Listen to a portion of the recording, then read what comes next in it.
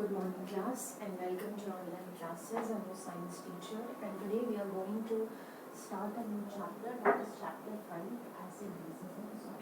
Okay, so let's start with the introduction of the chapter. That is, what is the basic meaning of acid, bases and salt. For example, there are a lot of food items which contain a specific substance जो कि उनको बनाते हैं कि वो किस तरीके से टेस्ट करते हैं. Okay, for example, if you taste few substance and they taste sour, then it is because of the presence of acids in them. Okay, or for example, if you rub some substance in between your fingers, it feels soapy, then that substance are called base.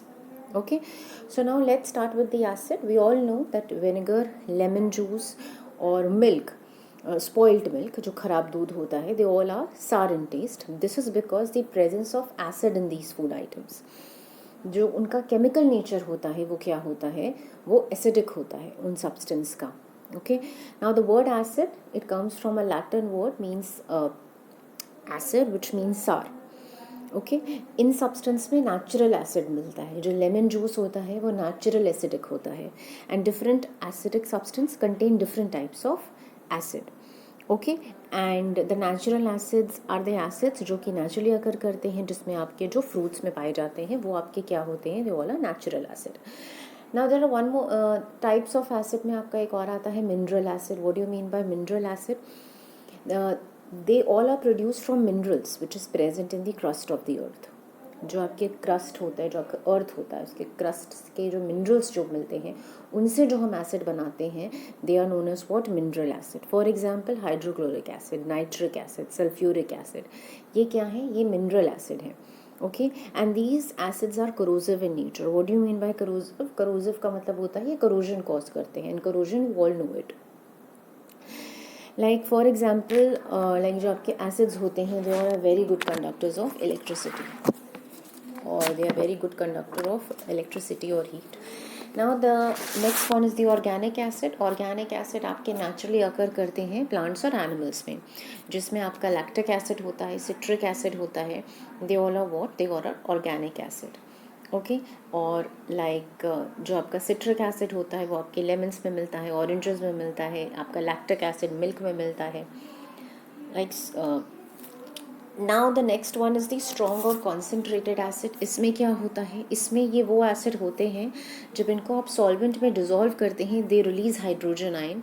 Okay, and on the basis of hydrogen ion that are release in the solution, acid को आप categorise करते हैं strong और week में. ठीक, अब strong acid कौन होते हैं? स्ट्रॉन्ग एसिड जो होते हैं ये कम्प्लीटली ब्रेक हो जाते हैं इनटू द सोल्यूशन, और बाकी उसमें से और हाइड्रोजन आयन फिर निकलते हैं.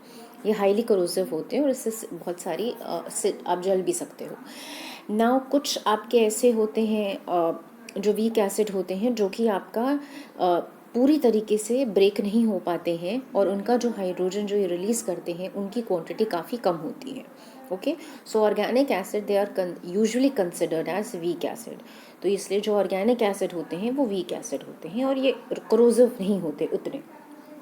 Okay, now let's move on to the bases. What do mean by the base?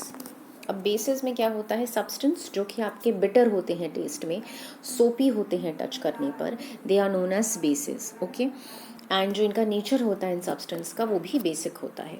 Okay, basis strong भी हो सकते हैं और वीक भी हो सकते हैं.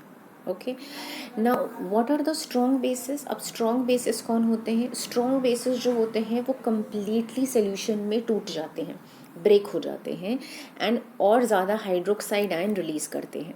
ठीक, for example sodium hydroxide, potassium hydroxide, जब आप इसको सोल्यूशन में डालेंगे तो ये कम्प्लीटली ये टूट जाएंगे और इससे आपके और ज़्यादा जो हाइड्रोक्साइड आयन्स हैं वो निकलेंगे.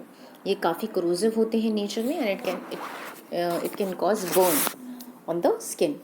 Now the next is the weak base. Weak base ठीक उसका ऑपोजिट होता है आपके स्ट्रॉन्ग बेस से, कि ये कम्प्लीटली डिसोशिएट नहीं होते हैं सोल्यूशन में, और हाइड्रोक्साइड आयन जो इनकी क्वांटिटी होती है वो कम रिलीज होती है. Okay, now let's move on to the indicators. अब इंडिकेटर्स क्या होते हैं? इंडिकेटर्स लाइक फॉर एग्जांपल ज़रूरी नहीं है कि आप हर फूड आइटम को टेस्ट करके चेक करें कि वो एसिडिक है कि बेसिक है। देयरफॉर हम कुछ स्पेशल केमिकल्स यूज़ करते हैं जिनको हम इंडिकेटर्स बोलते हैं। ओके, तो इंडिकेटर्स वो सब्सटेंस होते हैं जो कि चेंज लाते हैं कलर में व्हेन एक्सपोज टू एसिडिक और बेसिस। तो हर चीज़ आप टेस्ट करके चेक नहीं कर सकते हैं। ओके, उसके लिए आप कभी कभी हम कुछ चीज़ें यूज़ करते हैं उस चीज़ को ये चेक करने में कि ये आपका एसिडिक है कि बेस है। The most common natural indicator है आपका लिटमस। ठीक है, ये जो लिटमस होता है, जब आप इसको एसिडिक सोल्यूशन में डालते हो तो ये रेड कलर का हो जाता है, एंड जब आप इसे बेसिक सोल्यूशन में डालते हो तो ये ब्लू कलर का हो जाता है। ठीक, लिटमस आपका अवेलेबल होता है सोल्यूशन के फॉर्म में भी और पेपर के स्ट्रिप के फॉर्म में भी ये आपको मिल जाता है। ओके, इनको हम लाइकेन से एक्सट्रैक्ट करते हैं। It's kind of a purple dye जो कि आपको उसको आपको लाइकेन से आप एक्सट्रैक्ट करते हो। अब कुछ आपके नेचुरल इंडिकेटर होते हैं, कुछ आपके सिंथेटिक इंडिकेटर्स होते हैं। अब नेचुरल इंडिकेटर्स क्या होते हैं? नेचुरल इंडिकेटर्स जो होते हैं ये आपके नेचुरली प्लांट्स में मिलते हैं। ओके, इनको आप आसानी से प्रिपेयर कर सकते हो from different plants, and their part such as आपका बीट रूट हो गया, टर्मरिक हो गया, ग्रेप जूस हो गया, अनियन हो गया।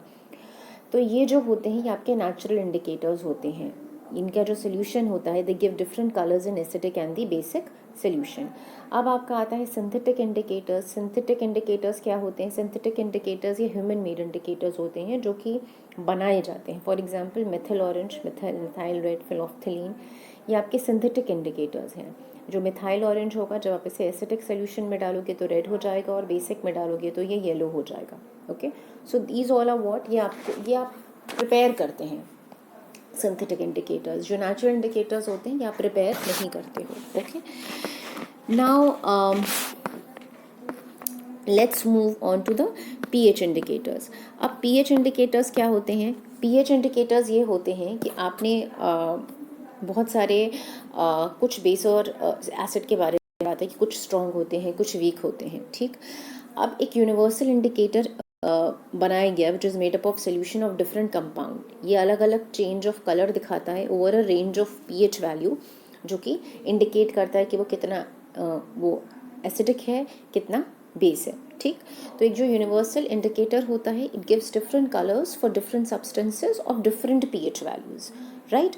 सो इस तरीके से आप पीएच इंडिकेटर की हेल्प से जो कलर होता है उसको आप कलर के अकॉर्डिंग आप ये बता सकते हैं कि ये आपका एसिडिक है, ये आपका बेस है, ये आपका अल्कलाइन है। Okay, now if you have like acid have a pH value less than 7, acid की जो पीएच वैल्यू होती है वो 7 से कम होती है।